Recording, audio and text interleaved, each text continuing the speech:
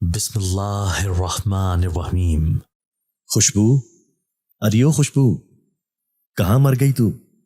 کب سے تجھے لکڑیاں لینے بھیجا تھا، تیرا ماما انتظار میں بیٹھا ہے۔ ایک کپ تو لکڑی لے کر آئے اور اس کی چائے بنے تو وہ کام پر جائے۔ میری مامی غصے سے چنگھاڑتی ہوئی میرے پیچھے پیچھے دوڑی چلی آئی۔ میں جو صرف 5 منٹ پہلے ہی گھر کے قریب موجود اجڑے ہوئے باغ میں سوکھی لکڑی ڈھونڈنے آئی تھی، اور ابھی میں نے 2-3 لکڑیاں ہی جمع کی تھی کہ اتنے میں مامی چیختی چلاتی آئی۔ میری عمر صرف 8 سال تھی۔ میں 2 سال کی تھی کہ میرے ابا شہر میں مزدوری کرتے ہوئے کسی حادثے کا شکار ہو کر فوت ہو گئے۔ میرے ددیال نے میری ماں کو اور مجھے گھر سے اس لیے نکال دیا کہ ان کو کما کر کون کھلائے گا، اور اس طرح میری ماں مجھ کو لے کر میرے ماموں کے پاس آ گئی۔ جب تک ماموں کی شادی نہیں ہوئی تو ہم ماں بیٹی سکون سے رہے، مگر جب میں 4 سال کی ہوئی تو اماں نے ہی گاؤں کی ایک لڑکی ڈھونڈ کر میرے ماموں کی شادی کروا دی، جس نے آتے ہی یہ واویلا مچا دیا کہ میرا ماما کب تک اپنی بیوہ بہن اور اس کی یتیم بیٹی کا خرچ چلائے گا۔ شروع میں تو ماموں نے اس کی باتوں کا اثر نہیں لیا اور اس کو برا بھلا کہہ کر چپ کروا دیا کرتا تھا، مگر جب 1 سال بعد ماموں کا اپنا بیٹا پیدا ہو گیا تو ماموں نے مکمل میری مامی کی سائیڈ لینا شروع کر دی، اور آئے دن میری ماں کو اور مجھے یہ جتانا شروع کر دیا کہ میں اب تم دونوں کا خرچ نہیں اٹھا سکتا۔ میرے نانا تو کافی عرصہ پہلے فوت ہو گئے تھے، اور جبکہ میری نانی غربت کی وجہ سے کبھی علاج نہ کروا سکنے کی وجہ سے بیچاری تقریباً اندھی ہو کر ہر وقت گھر کے کونے میں چپ چاپ پڑی رہتی تھی۔ مطلب ہم دونوں ماں بیٹی کا کوئی بھی ہمدرد نہیں تھا۔ میری ماں پہلے گھر میں چھوٹے چھوٹے کام کر کے میرا خرچہ اٹھاتی تھی، جس میں سے بھی پیسے میری مامی میری ماں سے چھین لیتی، مگر میری ماں اپنے بھائی کی محبت اور مجبوری کی وجہ سے کبھی اسے کچھ نہ کہتی۔ میری مامی بہانے سے مجھ پر چیختی چلاتی، ہاتھ اٹھاتی، مگر میری صابر ماں ہمیشہ خاموش رہتی۔ کبھی مامی مجھے دھکا دے دیتی، میرا سر پھٹ جاتا۔ اکثر کھانا کم بناتی تو میری ماں تھوڑا سا کھانا لے کر مجھے کھلا دیتی اور نانی کو، اور خود بھوکی پیاسی رہتی۔ یوں ہی میں 6 سال کی ہو گئی کہ میری نانی کی ایک دور کی رشتہ دار نانی سے ملنے کے لیے آ گئی۔ اس نے جب گھر میں ماں کی یہ حالت دیکھی تو نانی سے کہنے لگی، تم سکینہ یعنی کہ میری ماں کی دوسری شادی کروا دو۔ میرے پاس 1-2 رشتے ہیں جن کی بیوی مر چکی ہے، تم کہو تو میں وہاں رشتے کی بات چلا دوں۔ میری نانی فوراً مان گئی۔ اماں نے لاکھ دہائی دی، مگر چند ماہ میں ہی ایک رشتہ دار، اس کی پہلی بیوی فوت ہو گئی تھی اور اس کے 2 بچے تھے۔ میری نانی نے میری ماں کا رشتہ اس سے کر دیا۔ میری نانی بیچاری بہت بھولی تھی، وہ سمجھتی تھی کہ اس طرح میری ماں اور میں اس جہنم سے نکل جائیں گے۔ مامی اور ماما کو بھی یہی لگا کہ میری ماں شادی کر کے جاتے ہوئے مجھے اپنے ساتھ لے جائے گی۔ اس طرح سادگی سے میری ماں کا نکاح اس انسان سے کر دیا گیا۔ جیسے ہی میری ماں کا نکاح اس انسان سے ہوا اور وہ لوگ جانے کے لیے تیار ہوئے تو اس انسان نے کہا کہ میں ہرگز تمہاری بیٹی کو اپنے ساتھ لے کے نہیں جا سکتا، کیونکہ اگر یہ تمہارے ساتھ گئی تو تم کبھی بھی میرے بچوں کو توجہ نہیں دے سکو گی، کیونکہ وہ ابھی بہت چھوٹے ہیں۔ اس کے بچے 2 اور 3 سال کے تھے۔ میری ماں کے سر پر تو قیامت ٹوٹ پڑی۔ میں جو بہت چھوٹی تھی، میں نے رو کر آسمان سر پر اٹھا لیا۔ میری مامی نے بھی ان لوگوں کو بہت برا بھلا کہا۔ ماموں نے اس کو سمجھانے کی کوشش کی، نانی نے اس کو واسطے دیے کہ یہ ظلم مت کرو، پہلے ہی بچی یتیم ہے، اگر اس کے سر سے اس کی ماں بھی دور ہو جائے گی تو یہ بیچاری بچی کیسے جیے گی؟ تو اس آدمی نے کہا کہ ٹھیک ہے، اگر تم لوگوں کو یہ شرط منظور نہیں ہے تو میں ابھی کے ابھی طلاق دے دیتا ہوں۔ اتنا سن کر میری نانی بالکل چپ ہو گئی۔ میری ماں بہت بری طرح رو اور کرلا رہی تھی، مگر اس انسان کو بالکل ترس نہیں آیا۔ مامی نے جب یہ صورتحال دیکھی تو ماما کو کہا کہ ٹھیک ہے، اپنی بہن کو اس کے ساتھ رخصت کرو، ایک مصیبت تو سر سے ٹلے گی، رہ گئی بچی تو اگر سکینہ نے خدمت کر کے اس انسان کا دل جیت لیا تو ہو سکتا ہے وہ اس کو بھی اپنے ساتھ جلد ہی لے جانے پر رضامند ہو جائے۔ اور یوں میری ماں نہ چاہتے ہوئے بھی مجھے میری مامی کے رحم و کرم پر چھوڑ گئی۔ میری ماں کی شادی کو 2 سال ہو گئے۔ اس دوران وہ صرف 3 بار تھوڑی تھوڑی دیر کے لیے میری نانی سے ملنے آئی۔ خالد جو کہ میرا سوتیلا باپ تھا، وہ اپنے بچوں کے ساتھ میری ماں کو ملانے کے لیے آتا۔ میں ہر بار اپنی ماں سے لپٹ کر کہتی کہ اماں مجھے اپنے ساتھ لے جاؤ، مگر وہ ظالم انسان ہر بار میری ماں کو مجبور کرتا اور میری ماں روتی ہوئی واپس چلی جاتی۔ यूं मैं मामी की मार पीट ज्यादा खाती और खाना कम। मामी को मुफ्त की नौकरानी मिल चुकी थी और सारा दिन सुर्खी पाउडर लगाकर बैठी रहती और मैं घर के छोटे छोटे काम निपटाती। जंगल से लकड़ियां ढूंढ के लाना भी मेरी जिम्मेदारी थी। छोटी छोटी बाल्टियों से पानी भरकर लाती, उसके बच्चों को खिलाती, अपनी नानी के और अपने कपड़े धोती, बच्चों का ख्याल रखती, पूरे घर की साफ सफाई करती। वो सिर्फ खाना बनाती जिसमें मैं उसकी मदद करवाती थी। मेरा मामा बहुत मुतमईन था। उसको अपनी बीवी और बच्चों के अलावा ना अपनी माँ याद आती और ना ही सगी यतीम भांजी। अभी भी मेरी मामी ने मेरे हाथ से ही एक लकड़ी खींचकर मुझे 3-4 बार जरब लगाई थी। बिलबिला उठी मैं और मामी लकड़ियां छीनकर मुझे धक्का देकर ये कहती चली गई, आधे घंटे के अंदर अंदर 2 दिन के लिए लकड़ियां जमा करके ले आना, वरना घर आते ही सजा के लिए तैयार रहना। मैं पुराने पीपल के नीचे बैठकर ज़ारो कतार रोने लगी। जहां पर मामी ने मुझे लकड़ी से जरब लगाई थी, मैंने अपना पांचा उठाकर देखा तो कांटों की लकड़ी की वजह से वहां पर सुर्ख रंग के जख्म बन गए थे जिनमें शदीद जलन हो रही थी। मैं दर्द की शिद्दत से रोने लगी और अपने छोटे छोटे हाथ उठाकर दुआ करने लगी, या अल्लाह मुझे भी इस दुनिया से उठा ले, जैसे मेरे अब्बा को अपने पास बुला लिया। मैं हिचकिचियों से रो रही थी। इतने में किसी ने मेरा नाम लेकर आवाज दी, खुशबू, खुशबू। मैंने सर उठाकर इधर उधर देखा तो थोड़ी दूर झाड़ियों के पास एक 12-13 साल का खूबसूरत सा लड़का खड़ा था। उसने बहुत साफ सुथरे कपड़े पहने हुए थे, बिल्कुल सफेद रंगत। उसके चेहरे पर बहुत ही प्यारी मुस्कुराहट थी। मैंने गौर से उसकी तरफ देखा और कहा, कौन हो तुम? तो उसने कहा, मैं पास के गांव में रहता हूं, अपने दोस्तों से मिलने इस गांव आया था। तुम्हारे रोने की आवाज सुनी तो देख लिया और इधर आ गया। इस पुराने बाग में कौन बैठा रो रहा है? मैंने उसे कहा कि तुम्हें मेरा नाम कैसे पता चला? तो वो कहने लगा, जब तुम्हारी मामी तुम्हें आवाज देती हुई आई थी ना, तब मैं यहां से थोड़ी दूर था और जब उसने तुम्हें लकड़ी से मारा तो मैं वहां छुप कर देखने लगा कि वो तुम्हें क्यों मार रही है। मैंने उससे कहा कि वो मेरी मामी है, मुझे यहाँ सूखी लकड़ियां नहीं मिलती, मैं छोटी हूं, मेरा हाथ सूखे दरख्तों की शाखों तक नहीं पहुंचता, तो इसलिए नीचे जो छोटी छोटी लकड़ियां गिरी होती हैं मैं वही ढूंढ ढूंढ कर घर ले जाती हूँ। आज मुझे छोटी छोटी लकड़ियां नहीं मिल रही थी, घर जाने में देर हो गई। बस इसलिए मामी को गुस्सा आ गया। उसने मुझसे पूछा, तुम्हारी अम्मी और अब्बू कहाँ हैं? मैंने कहा, मेरे अब्बू फौत हो गए और मामा ने अम्मी की दूसरी शादी करवा दी है। मेरे दूसरे अब्बू मुझे अपने साथ ले जाने के लिए तैयार नहीं है, इसलिए मैं मामी और मामा के साथ रहती हूँ। मैंने उससे कहा, ठीक है, मैं घर जाती हूँ, वरना मेरी मामी और भी गुस्सा होगी। तो उसने मुझसे कहा कि लकड़ियां लिए बिना ही चली जाओगी? नहीं, ढूंढने की कोशिश करूंगी, जो भी मिलती है। उसने कहा, चलो मैं तुम्हारी मदद करवाता हूं। और ऐसे उसने भाग भाग कर दरख्तों से लकड़ियां तोड़कर थोड़ी ही देर में मुझे लकड़ियों का गट्ठा बना कर दे दिया, क्योंकि उसका कद मुझसे खासा बड़ा था। मैंने उसका शुक्रिया अदा किया। मुस्कुराने लगा वो और कहने लगा, मुझसे दोस्ती करोगी? मैंने खुशी से कहा, हाँ, क्यों नहीं। उसने अपना हाथ आगे बढ़ाया, मैंने भी हंसते हुए अपना हाथ उसके हाथ पर रख दिया। पूरे गांव में मेरा कोई भी दोस्त नहीं था।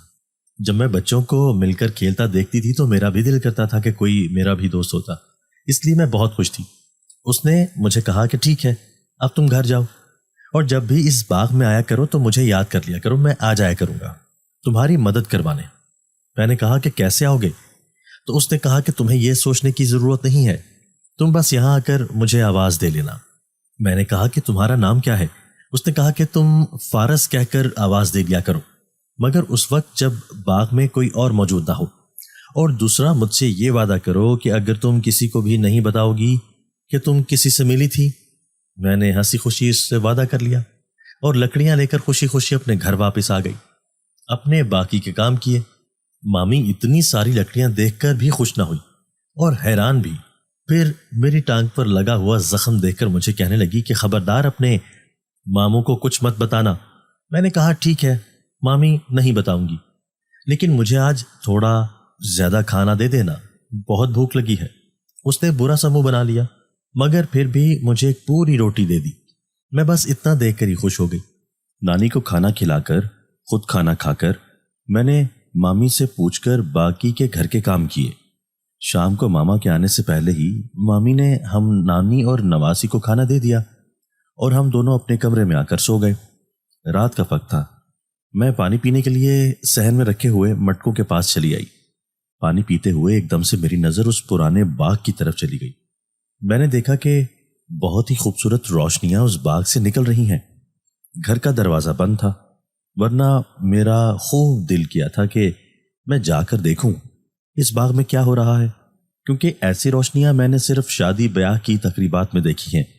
میرے معصوم ذہن نے کہا کہ شاید یہاں کسی کی شادی ہو رہی ہو۔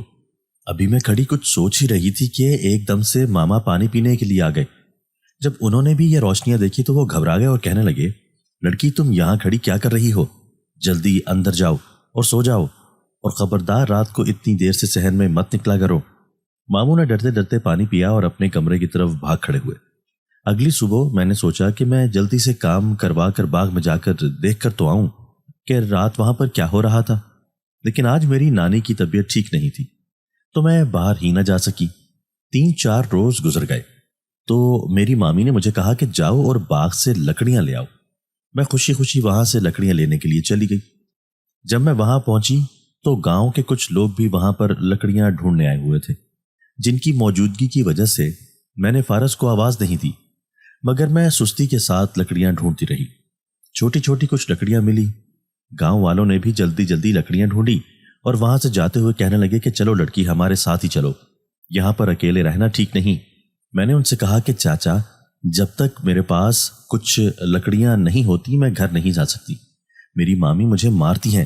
جس پر انہوں نے مجھے کہا کہ ٹھیک ہے، مگر زیادہ دیر یہاں اکیلے مت رہنا۔ جیسے ہی وہ باغ سے باہر نکلے، پہلے میں نے ادھر ادھر دیکھا اور پھر فارس کو آواز لگا دی۔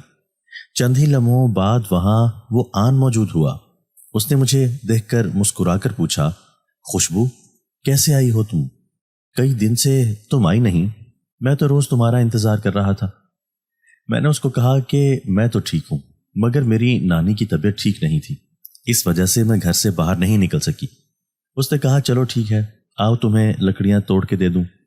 وہ مجھے لے کر پرانے پیپل اور نیم کے درخت کی طرف چلا گیا اور بڑی تیزی کے ساتھ ان پر سے پتی پتی لکڑیاں توڑ کر اکٹھی کر کے رکھ دی۔ میں اتنی ساری لکڑیاں دیکھ کر خوش ہو گئی تھی۔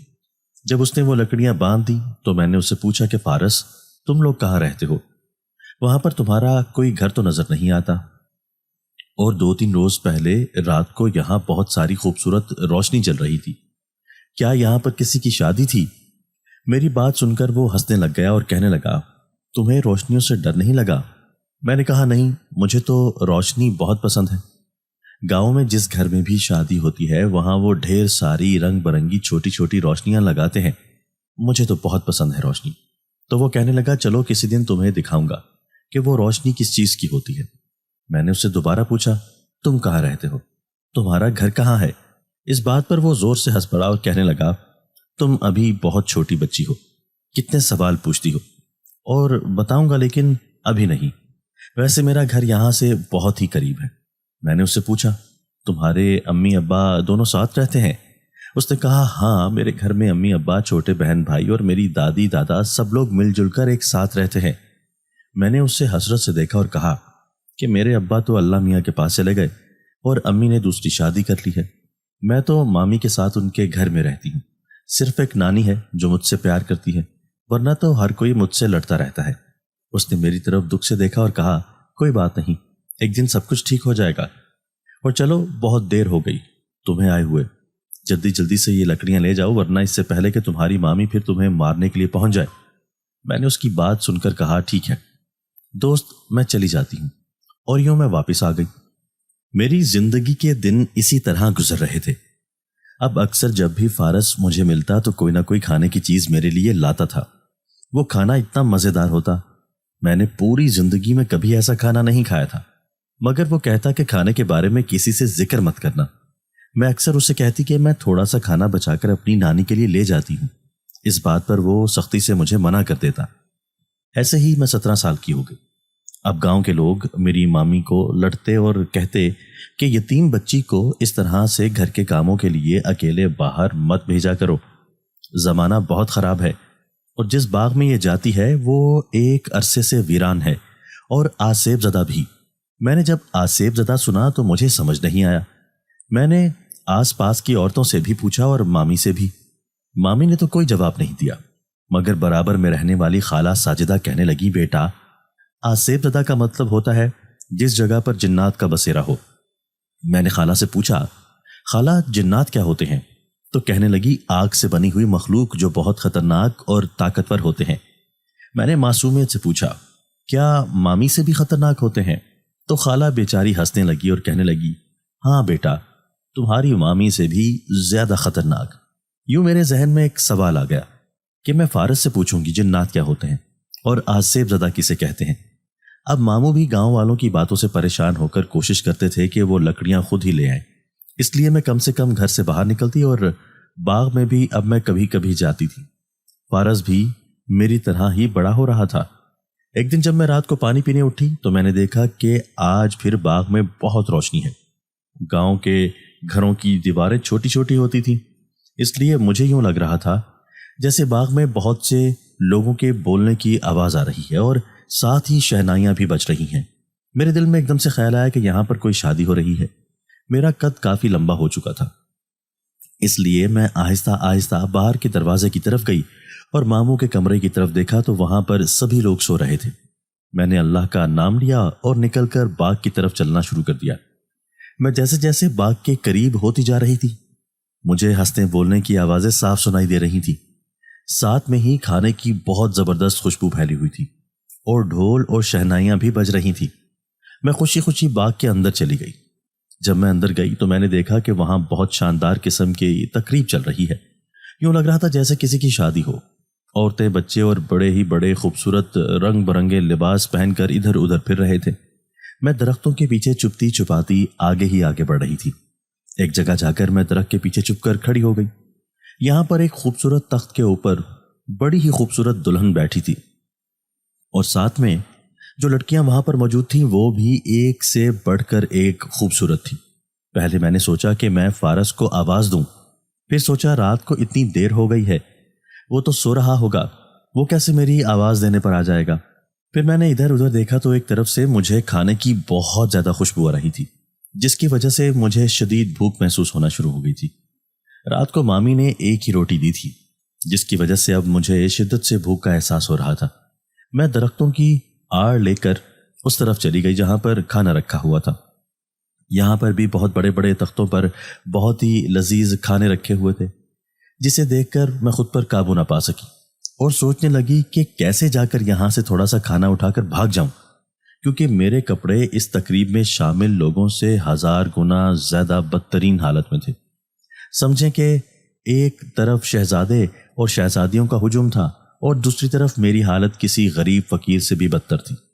میں درختوں میں ہی چھپ چھپ کر ان تختوں کے پاس پہنچ گئی اور سب سے نظر بچا کر ایک تخت کے نیچے جا کر بیٹھ گئی اور ہاتھ بڑھا بڑھا کر وہاں سے تھوڑا تھوڑا کھانا اٹھا کر کھانے لگی۔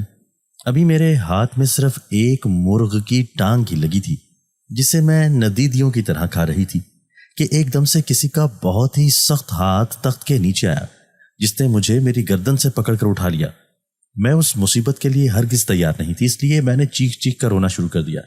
جس نے مجھے گردن سے پکڑ کر اٹھایا تھا وہ انسان بہت ہی لمبا چوڑا اور طاقتور تھا۔ میرے خوف کی وجہ سے وہ میری حالت خراب ہو رہی تھی۔ سبھی لوگ وہاں پر جمع ہونا شروع ہو گئے۔ ان میں سے ایک نے کہا کہ یہ آدم زادی یہاں پر کیسے آئی؟ اس انسان نے چیخ کر مجھ سے پوچھا کہ تمہاری ہمت کیسے ہوئی ہماری محفل میں آنے کی؟ اب تمہیں کڑی سزا ملے گی۔ میں یہ سن کر اور بھی زور سے رونے لگی۔ اتنے میں کیا دیکھتی ہوں کہ اسی ہجوم میں سے نکل کر ایک خوبصورت نوجوان آگے آتا ہے اور کہتا ہے کہ محترم طالوت چچا، اس لڑکی کو چھوڑ دیجئے، یہ میری دوست ہے اور ایک یتیم لڑکی ہے۔ یہ اکثر دن میں اسی باغ میں آتی ہے اور یہ ہم لوگوں کے بارے میں کچھ بھی نہیں جانتی۔ اس نوجوان کے پیچھے سے خوبصورت عورت بھی نکل کر آ گئی اور وہ بھی کہنے لگی، جی طالوت بھائی، یہ معصوم لڑکی پہلے ہی دنیا کی ستائی ہوئی ہے، اسے چھوڑ دیجئے۔ اس انسان نے مجھے آرام سے زمین پر چھوڑ دیا۔ میں اپنا گلا پکڑ کر کھانس رہی تھی اور لمبے لمبے سانس لے رہی تھی۔ میں بہت خوفزدہ ہو چکی تھی اور میں اس لڑکے کو دیکھ رہی تھی جس نے یہ کہا تھا کہ میں اس کی دوست ہوں، مگر میں تو اس کو جانتی بھی نہیں تھی۔ میں نے گھبرا کر فارس کو آواز دینی شروع کر دی تو وہ لڑکا اور اس کی ماں ہنسنے لگے۔ ایک دم سے وہ لڑکا فارس کی شکل میں آ گیا۔ یہ دیکھ کر میں اور بھی زیادہ خوفزدہ ہو گئی۔ فارس کہنے لگا، ارے خوشبو، گھبراؤ نہیں، یہ میں ہی ہوں، اور چلو آؤ تم مجھ سے روز پوچھ رہی تھی نا کہ یہاں پر کس کی شادی ہے، چلو آج تمہیں ہم یہاں ہونے والی شادی دکھاتے ہیں۔ وہ سبھی لوگ ادھر ادھر ہو گئے تھے۔ فارس کی ماں نے آ کر میرا ہاتھ پکڑ لیا اور کہنے لگی چلو بیٹا تم بھی شادی میں شریک ہو جاؤ۔ میں نے کہا لیکن میرے تو کپڑے ہی پھٹے پرانے ہیں، میں بس گھر واپس چلی جاتی ہوں۔ تو وہ ہنسنے لگی اور کہنے لگی چلو میرے ساتھ، ابھی اس کا بھی بندوبست کر دیتے ہیں۔ ہم لوگ وہاں پر موجود ایک خوبصورت گھر میں چلے گئے۔ یہ دیکھ کر میں حیران ہو رہی تھی کہ دن کے وقت تو یہاں پر کچھ بھی نہیں تھا، اور یوں اچانک یہاں پر یہ گھر، یہ لوگ اور باقی سب کچھ کیسے آ گیا؟ فارس کی ماں مجھے لے کر ایک کمرے میں آ گئی۔ وہاں بہت ہی خوبصورت سنگھار میز تھی۔ اس نے مجھے شیشے کے سامنے بٹھایا اور کہا اپنی آنکھیں بند کر لو، جب میں کہوں تو کھولنا۔ اپنی آنکھیں بند کر لیں اور کچھ لمحوں بعد جب اس کی ماں نے کہا کہ آنکھیں کھول دو تو میں نے آنکھیں کھول کر دیکھا شیشے میں میری جگہ ایک بہت ہی خوبصورت کم عمر سی لڑکی نظر آ رہی تھی، جس نے بیش قیمت لباس پہن رکھا تھا اور اسی طرح سے خوبصورت زیور پہنا ہوا تھا۔ میں اس شیشے کو دیکھ کر حیران ہو رہی تھی۔ تو عورت کہنے لگی کہ بیٹا حیران مت ہو، یہ تم ہی ہو۔ میں نے اپنے چہرے پر ہاتھ پھیر کر اس بات کا یقین کیا کہ ہاں واقعی میں ہوں۔ میں بہت خوش ہو رہی تھی۔ اب وہ میرا ہاتھ پکڑ کر واپس شادی میں چلی آئی۔ میرے سامنے ہی خوبصورت دلہن کا ایک نہایت ہی خوبصورت لڑکے کے ساتھ نکاح ہوا۔ اس کے بعد کھانا کھایا گیا۔ یہاں پر طرح طرح کی روشنی کے فوارے لگے تھے، عجیب طرح کے۔ عورتیں کسی نامانوس زبان میں گانے گا رہی تھیں، ڈھول بج رہے تھے، شہنائی بج رہی تھی، بہت خوشیوں بھرا ماحول تھا۔ ذرا دیر میں کھانا کھایا گیا۔ مجھے لگ رہا تھا کہ جیسے میں کوئی خوبصورت خواب دیکھ رہی ہوں۔ ایک دم ایک بوڑھا اعلان کرنے لگا کہ بھائیوں صبح ہونے میں کچھ ہی دیر ہے، اب اس تقریب کا اختتام کیا جاتا ہے۔ عورت میرا ہاتھ پکڑ کر واپس اس گھر میں چلی آئی، کہنے لگی بیٹا تھوڑی دیر میں ہی اذان ہونے والی ہے، اس کے بعد یہاں کچھ بھی باقی نہیں رہے گا۔ تمہیں آج رات کا ذکر کسی سے بھی نہیں کرنا، کیونکہ آج کی رات جنات کی شادی میں تم ہماری مہمان تھی۔ میری آنکھیں یہ سن کر حیرت سے پھیل گئیں۔ اس کے بعد اس نے مجھے کہا کہ میں آنکھیں بند کر لوں۔ میں نے جیسے ہی آنکھیں بند کی تو مجھے لگا میرے پاؤں ہوا میں ہیں۔ تھوڑی دیر بعد مجھے احساس ہوا کہ جیسے میں کسی بستر پر لیٹی ہوں۔ میں نے آنکھیں کھول کر دیکھا تو میں واپس اپنے گھر میں اپنے کمرے میں بستر پر لیٹی ہوئی ہوں۔ میں نے اپنے جسم کو ٹٹول کر دیکھا تو وہاں پر وہی پھٹے پرانے کپڑے تھے۔ میں حیران اور پریشان ہو گئی۔ پھر میں نے محسوس کیا تو مجھے احساس ہوا کہ میں نے جی بھر کر جو کھانا کھایا تھا اس کا ذائقہ ابھی تک میری زبان پر گھل رہا تھا، یعنی میں واقعی میں جنات کی شادی میں مہمان تھی۔ میں واپس سو گئی۔ حیرت انگیز طور پر آج کوئی بھی نہیں اٹھا۔ مامی کی آنکھ ہی 9 بجے کھلی۔ ذرا دیر بعد ہی مامی کی چیختی ہوئی آوازیں شروع ہو گئیں، ارے خوشبو کہاں مر گئی، دن چڑھایا ہے۔ اگر میری آنکھ نہیں کھلی تو کسی نے بھی ہمیں اٹھایا نہیں، کام کی بھی چھٹی کرا دی۔ اپنے ماما کی منحوس لڑکی ابھی تک مری پڑی ہے۔ گھبرا کر ایک دم میری آنکھ کھلی۔ ساری رات جاگنے کی وجہ سے میرے سر میں پہلے ہی شدید درد تھا۔ مامی چیختی ہوئی میرے سر پر آ کر کھڑی ہو گئی۔ جیسے ہی مامی نے مجھے مارنے کے لیے میرے بالوں میں ہاتھ ڈال کر گھسیٹ کر مجھے بستر سے نکال سکنا چاہا، ایک دم سے نہ جانے کیا ہوا، مجھے لگا جیسے کوئی دھواں سا آ کر مجھ میں سما گیا ہو۔ میں نے ہاتھ بڑھا کر مامی کی گردن پکڑی اور اسے اٹھا کر ہوا میں لٹکا لیا۔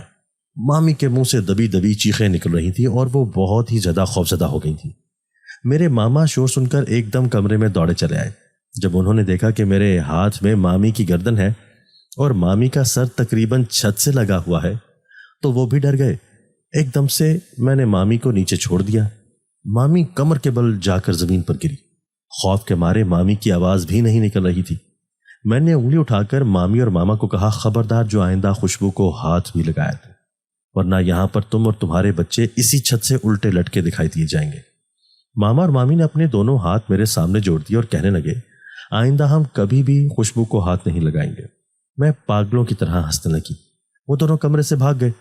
اب ایک دم سے مجھے لگا جیسے میرے جسم سے کوئی چیز نکل گئی ہو۔ میں بہت بری طرح نڈھال ہو گئی تھی۔ میں جیسے بے دم ہو کر چارپائی پر گری تو میری نظر اٹھی۔ میں نے دیکھا کہ میرے سامنے فارس اور فارس کی ماں کھڑے ہیں۔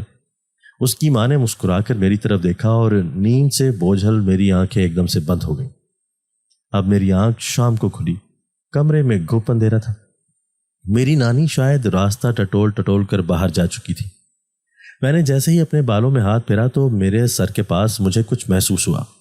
جب میں نے اسے ہاتھ میں اٹھا کر دیکھا تو وہ ایک خوبصورت سی انگوٹھی تھی۔ جو کسی بلب کی طرح جل رہی تھی۔ جب میں نے اس کو چھوا تو ہر طرف روشنی پھیل گئی۔ میں نے انگوٹھی پر ہاتھ پھیرا تو اس میں آج صبح کی ساری کارروائی نظر آنا شروع ہو گئی۔ پہلے میں تھوڑی ڈری، اور پھر جب میں نے دیکھا کہ یہ سب کچھ فارس اور اس کی ماں نے کیا تو میں ہنس پڑی۔ میں نے انگوٹھی اٹھا کر چھپا دی۔ ایک دم میرے کانوں میں سرگوشی ہوئی، خوشبو، آئندہ اگر کوئی بھی مسئلہ ہو تو اس انگوٹھی کو چھو کر ہمیں آواز دے لینا، ہم فوراً آ جائیں گے۔ یہ آواز فارس کی تھی۔ میں بہت خوش تھی۔ اتنے برس جو میں نے خاموشی سے ظلم برداشت کیا، اب اس سے جان چھڑوانے کا وقت آ چکا تھا۔ میں نے باہر نکل کر نارمل انداز میں اپنے منہ ہاتھ دھوئے اور پھر جا کر مامی کے پاس بیٹھ گئی جو گرم گرم روٹیاں بنا رہی تھیں۔ میں نے آج زندگی میں پہلی بار مامی سے پوچھے بنا 2 گرم گرم روٹیاں اٹھا کر اپنے سامنے چنگیر میں رکھی اور مرغی اور آلو کا سالن بنا کر پیالہ بھر کے کھانا شروع کر دیا۔ میری مامی کے منہ سے کوئی بھی آواز نہیں نکلی۔ میری نانی دور صحن میں چارپائی پر بیٹھی تھی۔ خود پیٹ بھر کے کھانا کھانے کے بعد میں اپنی نانی کے لیے بھی کھانا لے گئی۔ نانی نے جب میری آہٹ سنی تو کہنے لگی، میری بچی خوشبو، تجھے کیا ہو گیا تھا آج صبح؟ میں تو بہت پریشان ہو گئی تھی۔ میں نے اپنی نانی کا ہاتھ پکڑ کر چوما اور ان کو کہا کہ نانی پریشان مت ہو، سب کچھ ٹھیک ہے، اور اپنے ہاتھ سے نانی کو کھانا کھلانا شروع کر دیا۔ اندھیرا بری طرح پھیل چکا تھا۔ میری مامی اپنے بچوں کو لے کر کمرے میں جا چکی تھی۔ میں نے نانی کو ان کے بستر پر لٹایا اور خود الماری میں کپڑوں میں چھپائی ہوئی انگوٹھی نکال کر جیسے ہی اس کو چھو کر فارس کو آواز دی تو وہ مسکراتا ہوا میرے سامنے آ گیا۔ مجھے اس سے عجیب طرح کی انسیت ہو چکی تھی جو مسلسل میرے ساتھ اتنے برس سے تھا، اور جس نے اس بھری دنیا میں مجھے اکیلی اور بے سہارا لڑکی کو اس کے خونی رشتہ داروں کے ظلم سے بچایا تھا۔ اس نے مسکرا کر میری طرف دیکھا۔ وہ آج میرے لیے ایک خوبصورت پھول لے کر آیا تھا۔ یہ پھول گلاب کے پھول کی طرح تھا، مگر اس کے اندر ایک عجیب طرح کی خوشبو اور مہک تھی، اور ساتھ ہی یوں لگ رہا تھا جیسے اس سے روشنی کی لہریں پھوٹ رہی ہوں۔ اس نے وہ پھول میری طرف بڑھایا اور مسکراتے ہوئے لہجے میں کہنے لگا، یہ پھول میں تمہارے لیے لایا ہوں۔ یہ ایک خاص پھول ہے جو کبھی مرجھائے گا نہیں۔ جیسے ہی اس نے مجھے وہ خوبصورت گلاب دیا، میں نے بے اختیار ہو کر آنکھیں بند کر کے اس کی مہک کو اندر اتار لیا۔ میں اس پھول کی خوبصورتی میں کھوئی ہوئی تھی۔ ایسے میں فارس بولا کہ میں بچپن سے تمہاری محبت میں مبتلا ہوں۔ جب میری پہلی نظر تم پر پڑی تھی، پچھلے اتنے سال سے صرف تمہاری ایک جھلک دیکھنے کے لیے اس ویران باغ میں مسلسل موجود ہوں۔ مجھے تم سے اول روز سے محبت ہو گئی تھی۔ وہ جن زیادہ گلاب کا پھول دیکھ کر مجھ سے اپنی محبت کا اظہار کر رہا تھا، اور جب سے میں نے وہ پھول پکڑا تھا میرے آس پاس ان گنت مہکتے ہوئے پھول کھل اٹھے تھے۔ میں اپنے اس پرانے ٹوٹے پھوٹے مکان کی بجائے اس وقت ایک خوبصورت باغ میں موجود تھی، جہاں پر سنہری چڑیا فضاؤں میں اڑ رہی تھی۔ چاند کی خوبصورتی، روشنی اور ٹھنڈی ہوا، یہ سب مل کر ایک خوابناک ماحول بنائے ہوئے تھے۔ فارس نے اپنا ہاتھ آگے بڑھایا، میں نے اس کا ہاتھ تھام لیا۔ ہم دونوں بے اختیار رقص کر رہے تھے اور چاندنی گنگنا رہی تھی۔ فارس نے مجھ سے کہا، خوشبو، میں بہت جلد تمہیں انسانوں کی اس دنیا سے چرا کر اپنے ساتھ اپنی دنیا میں لے جاؤں گا۔ بس مجھے احساس ہوتا ہے تو تمہاری بوڑھی نانی کا، ورنہ میرا دل دکھتا ہے جب تمہارے ساتھ ظلم ہوتے دیکھتا ہوں۔ میں نے زندگی میں پہلی بار کسی کی زبان سے اپنے لیے اتنے میٹھے الفاظ سنے تھے۔ میری آنکھیں بھر چکی تھی۔ ہم اسی طرح چاند کی خوبصورت روشنی میں اس خوبصورت باغ میں ٹہل رہے تھے۔ جانے کتنا وقت بیت چکا تھا۔ پھر فارس نے مجھ سے کہا کہ چلو اب تمہارے گھر جانے کا وقت ہو گیا ہے، کل پھر آؤں گا۔ ہم دونوں ہوا میں اڑتے ہوئے اپنے گھر کے اوپر پہنچ گئے۔ میں اپنے کمرے میں آ کر سو گئی۔ میری مامی پورے گاؤں میں یہ خبر پھیلا چکی تھی کہ مجھ پر جنات آتے ہیں۔ گاؤں کی عورتیں مجھ سے ڈرنے لگی تھی اور اپنے بچے تک مجھ سے چھپا لیتی تھی۔ مامی کی مکاری سے انجان خوشی خوشی اپنی زندگی میں آنے والی اس تبدیلی پر میں خوش تھی۔ یوں ہی وقت تیزی سے گزر رہا تھا۔ ایک روز میرا سوتیلا باپ میری ماں کو ساتھ لیے گاؤں واپس آ گیا۔ اس کی شیطانی نظر جیسے ہی مجھ پر پڑی تو اس کا چہرہ کھل اٹھا۔ میں اب کوئی بچی نہیں رہی تھی۔ وہ بہت مسکرا کر میری طرف دیکھے جا رہا تھا۔ مجھ کو اس پر شدید غصہ تھا۔ میرا دل میری ماں کی طرف بھی بہت برا ہو چکا تھا۔ میری ماں نے نانی سے کہا کہ اب اس کی طبیعت ٹھیک نہیں رہتی، اس لیے وہ اپنی بیٹی کو ساتھ لے جانا چاہتی ہے۔ میری ماں کی حالت دیکھ کر یوں لگ رہا تھا جیسے وہ برسوں کی بیمار ہے۔ نانی میری ماں پر سخت غصہ تھی کہ اتنے سال تک نہ اس نے اپنی ماں کی خبر لی اور نہ بیٹی کی، اور اب بھی وہ صرف اپنی ضرورت کی وجہ سے بیٹی کو لینے آ گئی ہے۔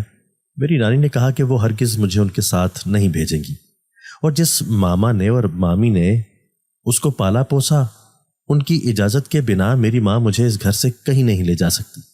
یہ بات سنتے ہی میری مامی جو خاموش بیٹھی تھی، ان کے دل میں نہ جانے کیا آئی کہ وہ بھاگ کر آ گئی اور کہنے لگی کہ اماں چھوڑو، بھلے ہی ہم نے خوشبو کو پال پوس کر بڑا کیا ہو، مگر یہ اس کی ماں ہے، اس لیے اگر خوشبو اپنی ماں کی بیماری میں اس کا خیال نہیں رکھے گی تو کون رکھے گا؟ دل تو میرا بھی نہیں لگے گا اپنی بیٹی خوشبو کے بغیر، مگر مجبوری ہے تو چلو کوئی بات نہیں۔ دوسرا، اب خالد بھائی بھی پہلے والے خالد بھائی نہیں رہے، ان کو اپنی غلطی کا احساس ہو گیا ہے۔ اگر یہ لوگ خوشبو کو لینے آئے ہیں تو تم بھی گلے شکوے بھلا دو، میں تمہارا خیال خود ہی رکھ لوں گی، مگر خوشبو کو اس کی ماں کے ساتھ بھیج دو، یہ گھر بھی خوشبو کا ہی ہے۔ جب خوشبو کی ماں ٹھیک ہو جائے گی تو بھلے ہی خوشبو کا دل کیا تو ہم اسے جا کر واپس لے آئیں گے۔ میں نے لاکھ منع کرنے کی کوشش کی، مگر خالد نے میٹھی میٹھی باتیں کر کے نانی کا دل جیت لیا، اور یوں نہ چاہتے ہوئے بھی میرا سامان بن گیا۔ مجھے رہ رہ کر مامی پر غصہ آ رہا تھا، لیکن میں یہ بھی سمجھ گئی تھی کہ مامی نے ایسا کیوں کیا۔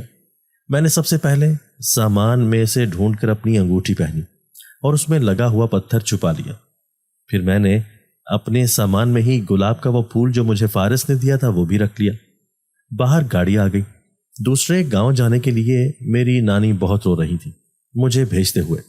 ابھی ہم گاڑی میں بیٹھ کر کچھ ہی دور گئے تھے کہ اچانک سے شدید قسم کی آندھی آنا شروع ہو گئی، تو خالد نے ڈر کر گاڑی ایک طرف لگا دی۔ یہ جگہ سنسان اور انجان تھی، سڑک کے برابر میں ایک گھنا جنگل تھا۔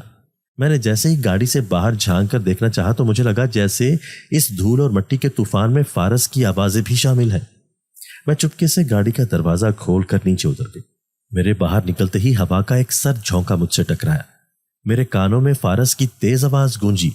وہ شدید غصے میں تھا۔ تم یہ گاؤں چھوڑ کر کیوں جا رہی ہو؟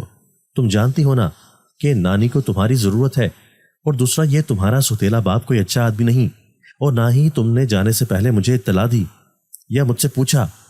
میں نے اس کو پیار سے سمجھایا، فارس میں مجبور تھی۔ مامی نے جان بوجھ کر گھر سے بھیجنے کے لیے میرے باپ کی سائڈ لی، اور تم پریشان مت ہو، میں نے تمہاری دی ہوئی انگوٹھی اور پھول سنبھال کر رکھا ہوا ہے، جب بھی وہاں پر میرے ساتھ کوئی مسئلہ ہوا تو میں ضرور تمہیں بلا لوں گی۔ وہ اس مٹی کے طوفان میں ایک دم سے میرے سامنے آ کر کھڑا ہو گیا۔ اس کے چہرے پر شدید ناراضگی تھی۔ میں نے ہاتھ بڑھا کر اس کا ہاتھ پکڑ لیا اور اس کو منانے لگی۔ تھوڑی ہی دیر میں اس کا غصہ کم ہو گیا۔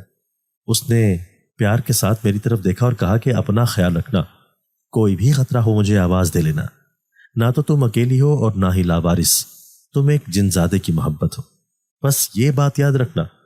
میں نے اس کو یقین دلایا کہ میں کبھی بھی پریشان نہیں ہوں گی اور ہر قسم کے حالات کا مقابلہ ڈٹ کر کروں گی، اور ساتھ ہی کہا کہ تمہارے ہوتے ہوئے مجھے کسی سے بھی کوئی ڈر نہیں، اس لیے مجھے جانے کی اجازت دو۔ اور میں گاڑی میں واپس بیٹھ گئی۔ تھوڑی دیر بعد طوفان تھم گیا اور ہماری گاڑی میرے سوتیلے باپ کے گاؤں کی طرف تیزی سے چل پڑی۔ شام سے پہلے ہم اس کے گاؤں پہنچ گئے۔ یہاں پہنچ کر میں نے دیکھا تو اچھا خاصا گھر بنایا تھا، پکے کمرے، پکا صحن، گھر میں ہر سہولت تھی۔ 2 میرے سوتیلے بھائی تھے جو پہلی شادی میں سے تھے، اور ساتھ ہی 2 چھوٹی بیٹیاں جو میری ماں کی تھیں۔ ان بچوں کے ٹھاٹ باٹ دیکھ کر مجھ کو اپنی ماں پر اور بھی غصہ آیا کہ میں وہاں اتنے سالوں سے ایک نوکرانی کی زندگی گزار رہی تھی، اور یہاں عیاشی بھری زندگی گزاری جا رہی تھی۔ لڑکے لڑکیوں نے مجھے دیکھ کر نہایت برا سا منہ بنا لیا، جیسے وہاں میری موجودگی ان کو قطعی پسند نہ آئی ہو۔ میری ماں نے مجھے کہا کہ خوشبو تم ملازمہ کے ساتھ جا کر رات کے کھانے کی تیاری کر لو، میرا پرہیزی کھانا بنے گا، باقی کام تمہیں ملازمہ سمجھا دے گی۔ تو ایک دم سے مجھے سمجھ آیا کہ یہ محبت کا ڈھونگ کیوں رچایا جا رہا تھا۔ جیسے اتنے سال تک میں نے اپنی مامی کو سنبھال کر رکھا، اب بس جگہ بدلی ہے، اب مجھے اپنے سوتیلے باپ کا گھر سنبھالنا ہے۔ میرا دل ایک دم سے خراب ہو گیا۔ میں سوچنے لگی کہ کیا سارے ماں باپ ایسے ہوتے ہیں یا صرف میں ہی بد نصیب ہوں۔ میں نے جیسے تیسے کر کے ملازمہ کے ساتھ مل کر رات کا کھانا بنوایا۔ یہ ماحول میرے لیے قطعی مختلف تھا۔ پھر جب سب کھانے کی ٹیبل پر بیٹھے تو میں بھی اپنی ماں کے پاس موجود کرسی پر بیٹھنے لگی، جس پر میری چھوٹی بہنوں نے کہا کہ تم یہاں کیوں بیٹھ رہی ہو، یہ تمہارے بیٹھنے کی جگہ نہیں ہے، اور ساتھ میں چلا کر اپنی ماں اور باپ سے کہا کہ اگر یہ فقیرنی یہاں بیٹھی تو ہم کبھی بھی اس ٹیبل پر بیٹھ کر کھانا نہیں کھائیں گے، جس پر میری ماں نے ان دونوں کو کچھ بھی نہیں کہا اور مجھے کہنے لگی کہ خوشبو، تمہیں تو ویسے بھی اس سب کی عادت نہیں ہوگی، اس لیے یا تو تم ہمارے بعد کھانا کھا لینا یا پھر جا کر کچن میں بیٹھ کر کھانا کھا لو، ویسے بھی تمہیں نیچے بیٹھ کر کھانا کھانے کی عادت ہے۔ یہ سن کر ذلت کا احساس ہوا، میرا چہرہ ایک دم سرخ پڑ گیا۔ بہن، بھائی اور باپ سوتیلا تھا، لیکن ماں تو سگی تھی نا۔ میں وہاں سے غصے میں بھاگ کر کچن میں آئی، یہاں تک کہ ملازمہ بھی مجھے لفٹ نہیں کرواتی تھی۔ وہ پورے سکون کے ساتھ بیٹھ کر کھانا کھا رہی تھی، میں کھڑی اس کی طرف دیکھتی رہی۔ مجھے ملازمہ نے بھی نہیں کہا کہ آؤ تم بھی بیٹھ جاؤ۔ میں یہ سب کچھ دیکھ کر سن کر اپنی قسمت پر آنسو بہا سکتی تھی۔ میں بری طرح بددل ہو کر اوپر چھت پر چلی آئی۔ یہ بہت کھلی اور ہوادار چھت تھی۔ میں ٹیرس کے پاس جا کر کھڑی ہو گئی۔ مجھ کو فارس کی بہت یاد آ رہی تھی، لیکن میں ابھی اس کو بلانا نہیں چاہتی تھی، کیونکہ میں جانتی تھی اور یہ سب دیکھ کر وہ بہت زیادہ غصہ ہو جائے گا۔ میں اداسی سے وہیں پر ٹہلنے لگ گئی۔ اتنے میں کسی نے مجھے پیچھے سے آ کر میرے کندھے پر اپنا بازو رکھا۔ میں نے سمجھا شاید فارس آ گیا ہے۔ میں جو بری طرح سے پریشان اور اداس تھی، بنا کچھ سوچے سمجھے پلٹ کر اس کے سینے سے لگ گئی۔ اس نے مجھے مضبوطی سے تھام لیا، مگر ایک ہی لمحے میں مجھے احساس ہو گیا کہ یہ فارس ہرگز نہیں۔ میں نے اس شخص کو ایک دم سے دونوں ہاتھوں سے بھرپور طریقے سے دھکا دیا۔ اندھیری کی وجہ سے مجھے اس کا چہرہ نظر نہیں آیا، لیکن جب وہ زمین پر بری طرح گرا تو اس کے منہ سے بری طرح سے چیخ نکلی۔ یہ آواز میرے سوتیلے باپ خالد کی تھی۔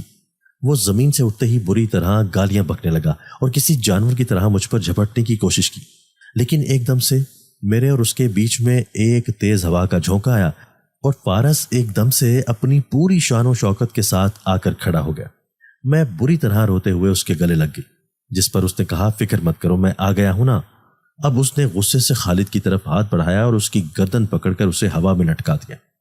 خالد جو اس اجنبی وجود کو یوں ایک دم سے دیکھ کر بری طرح بدحواس ہو گیا تھا، اس کے منہ سے خوف کے مارے چیخیں نکلنے لگی۔ یہ چیخیں سن کر میری ماں، سوتیلے بہن بھائی بھی دوڑے چلے آئے۔ خالد زمین سے تقریباً 5 فٹ اوپر اٹھا ہوا تھا، اس کی گردن فارس کے ہاتھ میں تھی، وہ ان سب کے سامنے موجود تھا۔ فارس نے میرا ایک ہاتھ مضبوطی سے اپنے ہاتھ میں پکڑ رکھا تھا۔ میری ماں نے جب یہ منظر دیکھا تو کہنے لگی، منحوس لڑکی، یہ تم اپنے ساتھ کس مصیبت کو لے آئی ہو؟ میں نے یہ سن کر شدید دکھ کے ساتھ اپنی سگی ماں کو دیکھا۔ اب جب فارس بولا تو اس کی آواز میں بہت بری طرح گرج تھی، یوں لگ رہا تھا جیسے ایک ہی ساتھ 10 لوگ مل کر بول رہے ہوں۔ میں نے اس کو اتنے غصے میں آج پہلی دفعہ دیکھا تھا۔ وہ چلا کر بولا، گھٹیا عورت، پہلے اپنی معصوم بچی کو اپنے بھائی اور بھابھی کے رحم و کرم پر چھوڑ کر چلی آئی، خود پچھلے اتنے سال سے یہاں عیش و مسرت کی زندگی گزار رہی ہو، جبکہ تمہاری بوڑھی ماں اور تمہاری یتیم بیٹی وہاں پر 2 وقت پیٹ بھر کے کھانا کھانے کے لیے ترس رہی ہیں۔ اب جبکہ تم بوڑھی ہو گئی ہو اور یہ شخص تمہارے ہاتھوں سے نکلتا جا رہا ہے، تو تب تم اپنے مکروہ مقصد کے لیے اپنی بیٹی کو لے آئی۔ کیا تم نہیں جانتی کہ اس شخص کی نیت میں فطور ہے؟ اور اگر اس نے تم کو مجبور بھی کیا کہ اپنی بیٹی کو یہاں لے آؤ تو تم تو اس کی سگی ماں تھی، تم اس کے گندے ارادے جان بوجھ کر بھی اپنی بیٹی کو یہاں لے آئیں۔ کیوں آئیں؟ صرف اس لیے نا تاکہ تمہاری یہ عیش و آرام کی زندگی یوں ہی چلتی رہے۔ بے شک یہ شخص تمہاری معصوم بیٹی کی زندگی برباد کر دے، تم سب جانتی ہو۔ تمہاری بیٹی یہ سب نہیں سمجھتی۔ میں نے اپنی زندگی میں تمہارے جیسی گھٹیا اور نیچ عورت نہیں دیکھی۔ تم ماں نہیں بلکہ ایک ڈائن ہو۔ میری ماں فارس کے منہ سے یہ سب باتیں سن کر زور زور سے رونے لگی اور کہنے لگی، ہاں ٹھیک کہتے ہو، اس نے مجھے مجبور کیا تھا، اس نے کہا تھا اگر تم اپنی بیٹی کو یہاں لے کر نہیں آئی تو میں تمہیں چھوڑ دوں گا۔ فارس نے غصے سے چلا کر کہا، تم ایک ماں ہو، ماں تو اپنی اولاد کی خاطر موت سے بھی ٹکرا جاتی ہے، اور تم ایک گھٹیا انسان سے ڈر گئی۔ مسئلہ یہ نہیں ہے، مسئلہ یہ ہے کہ تمہیں اپنا عیش و آرام پیارا ہے، اور دوسرا تمہیں معلوم ہے کہ تمہاری بیٹی لابارث ہے۔ اگر تمہاری دونوں چھوٹی بیٹیوں کے ساتھ بھی کوئی ایسا کرے تو تمہیں کیسا محسوس ہوگا؟ میری ماں شرمندگی سے خاموش کھڑی تھی۔ مجھے اپنی ماں سے، سوتیلے باپ سے اور بہن بھائیوں سے شدید نفرت ہو رہی تھی، اور یہ اجنبی جو انسان بھی نہ تھا بلکہ جنات میں سے تھا، اس کے لیے میرے دل میں عزت اور محبت اور بھی بڑھ گئی۔ بچپن سے لے کر آج تک اگر کسی نے مجھے مصیبتوں سے بچایا، میرے لیے آسانی پیدا کی، تو وہ یہ جن ذات تھا۔ میری چھوٹی بہنیں بری طرح رو کر کہنے لگی، بھائی آپ جو بھی ہیں پلیز ہمارے پاپا کو چھوڑ دیں۔ جنزادے نے قہر برساتی ہوئی نظروں سے خالد کو دیکھا اور کہا کہ دیکھو بیٹیوں کو باپ سے کتنا پیار ہے، اور باپ ہوس میں اتنا اندھا ہے کہ اس کا یہ احساس بھی نہیں کہ جس لڑکی کے لیے وہ برے ارادے رکھ رہا ہے وہ اس کی سوتیلی بیٹی ہے۔ کم سے کم ایک نظر اپنی بیٹی پر تو ڈال لیتے کہ تمہیں دوسرے کی بیٹی کا احساس ہوتا۔ فارس نے بری طرح سے خالد کو زمین پر دے مارا، جس سے اس کو بری طرح سے چوٹیں آئیں۔ صدمے سے خالد کا دماغ بھی شاید ہل گیا تھا۔ اس نے اپنے منہ پر تھپڑ مارنے شروع کر دی اور وہ خود کو گالیاں دے رہا تھا، میں کمینہ ہوں، میں بدبخت ہوں، میں گھٹیا ہوں۔ فارس نے ان لوگوں کی طرف منہ کر کے کہا، یہی اس کی سزا ہے، اب یہ ساری عمر اپنی ہی زبان سے اپنی تعریفیں کرتا رہے گا۔ اور پھر پیار سے میری طرف ہاتھ بڑھا کر مجھے اپنے ساتھ لگا لیا اور کہنے لگا، چلو خوشبو، اس زمین پر انسانوں نے اتنا ظلم پھیلا دیا ہے کہ تم جیسے معصوم لوگ اس زمین پر نہیں رہ سکتے۔ میں سوچتا تھا کہ شاید تمہاری ماں تمہیں اپنا لے اور تمہارے مستقبل کے لیے کوئی اچھا فیصلہ کرے تو میں تمہاری زندگی سے دور چلا جاؤں گا۔ میں نے یہ سن کر مضبوطی سے اس کا ہاتھ پکڑ لیا اور ڈر کر کہا کہ میں تمہیں نہیں چھوڑ سکتی۔ تم نے ایسا سوچا بھی کیسے؟ مجھے صرف تمہارے ساتھ ہی رہنا ہے۔ تو وہ مسکرایا اور کہنے لگا، ہاں میں جان چکا ہوں تم صرف میرے ساتھ ہی خوش رہ سکتی ہو، اس لیے میں تمہیں ہمیشہ کے لیے ان انسانوں سے دور لے جاؤں گا۔ یہ بات سن کر میری ماں آگے آئی اور کہنے لگی، بیٹا میں اپنی غلطیوں پر شرمندہ ہوں اور اب میں اپنی بیٹی کا خیال رکھنے کے لیے تیار ہوں، مگر میں نے اپنی ماں سے صاف کہہ دیا، ماں تم جا کر اپنی ذمہ داریاں اور اپنا گھر دیکھو، مجھ پر یہ احسان مت کرو۔ میں نے ساری عمر ممتا کے لیے ترس کر گزار دی، میں اب بھی تمہارے بغیر رہ سکتی ہوں۔ تم اپنی چھوٹی بیٹیوں اور بیٹوں پر توجہ دو، اپنے شوہر کا خیال رکھو، مجھے تم سے کوئی گلہ شکوہ نہیں۔ میں یہ سمجھو گی کہ جب میرا باپ فوت ہوا تبھی میری ماں بھی مر گئی تھی۔ وہ خاموش کھڑی رہ گئی۔ فارس نے میرا ہاتھ تھاما اور مجھے لے کر وہاں سے غائب ہو گیا۔ آج جمعہ کا روز تھا۔ ہمارے گاؤں کے قریب والے پرانے باغ میں خوشبوؤں بھرا ماحول تھا۔ ایک شاندار قسم کی تقریب ہو رہی تھی جس میں ایک جنزاد اور ایک گاؤں میں رہنے والی یتیم لڑکی کا نکاح تھا۔ خوبصورت لڑکی دلہن بن کر ایک جنزاد سے نکاح کر کے اپنی نئی زندگی شروع کرنے والی تھی، جو اس کی پچھلی زندگی سے بہت مختلف اور اچھی گزرنے والی تھی۔ فارس کی ماں اور بہنوں نے مجھے اپنے ہاتھوں سے تیار کیا۔ میرے لیے سفید رنگ کا خوبصورت لباس فارس نے پسند کیا تھا۔ میرے لباس پر لگے ہوئے بیش قیمت پتھر اور موتی یوں چمک رہے تھے جیسے آسمان کے ستارے زمین پر اتر آئے ہوں۔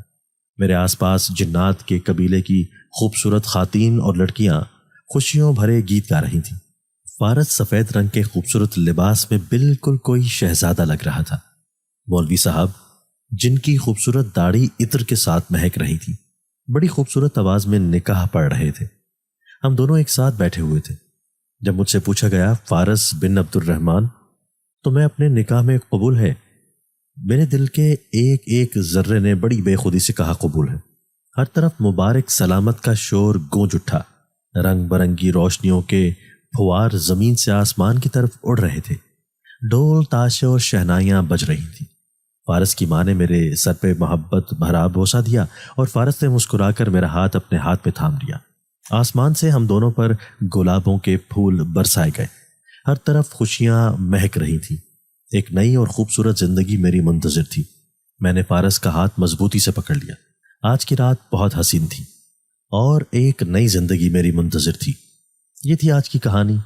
کیا فارس اور خوشبو کی زندگی میں خوبصورت سفر کا آغاز ہونے والا ہے، یا پھر خوشبو واپس انسانوں کی دنیا میں جا کر رہنا پسند کرے گی؟ ایک جنزاد اور آدم زادی کی محبت کی یہ داستان آگے کیا موڑ لے گی؟ آپ کو یہ کہانی کیسی لگی؟ اس میں اپنی رائے کا اظہار کیجیے۔ دوستو، اگر آپ کو آج کی ہماری یہ ویڈیو پسند آئی ہے تو اسے لائک کیجیے اور اسے اپنے پیاروں کے ساتھ شیئر ضرور کیجیے گا۔ اور ہاں، اگر آپ نے ابھی تک ہمارا چینل سبسکرائب نہیں کیا تو ہمارا چینل سبسکرائب کر دیجیے اور بیل آئیکن بھی پریس کر دیجیے تاکہ ہماری ہر نئی آنے والی ویڈیو آپ کو بر وقت مل سکے۔ اللہ حافظ۔